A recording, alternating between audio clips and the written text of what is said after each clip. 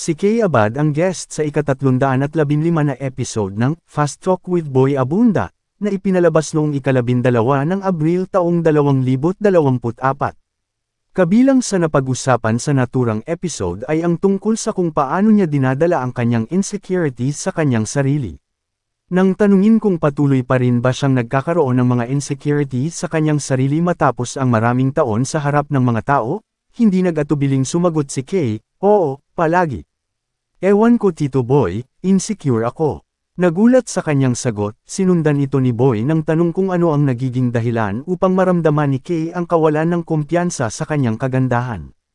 Tumawa si Kay, at aminadong, sa height ko, nasabi ko nga magpapachiropractor ako baka tumaas-taas pa ako kahit 1 inch lang. Magpapastretch lang ako ng konti. Sa height ko, insecure ako sa height ko. Dagdag pa niya, sa itsura ko, oo. Tuwing mag-guest ako sa'yo, yun talaga yung topic na hindi talaga. Titignan ko yung mukha ko sa salamin palagi na hindi ako pangit, hindi ako napapangitan sa sarili ko. Aniya, hindi naman niya sinasabing pangit siya pero hindi siya nagagandahan sa sarili niya.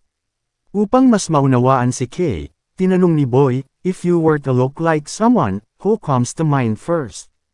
Muling walang patid, may tiwala siyang sumagot, "Iza Calzado." Ipinahayag ni Kay na dati siyang naikumpara kay Iza Calzado ni DJ Mo Twister. Sinabi nga ni Mo Twister yun na ako raw ang ugly version ni Iza Calzado, aniya, at sinabi ko kay Iza Calzado yun, at tatanggapin ko yun. At least ugly version. Kay Abad, nakilala rin bilang Catherine Grace Cosme Abad, ay isang Filipinong aktres na sumikat sa industriya ng showbiz sa Pilipinas. Ipinanganak siya noong ika-17 ng Mayo taong 1982, sa Easton, Pennsylvania, USA, ngunit lumaki at naging kilala bilang isang artista sa Pilipinas. Nakilala din siya bilang katambal ni John Lloyd Cruz sa seryeng, Tabing Ilog, mula 1999 hanggang 2003.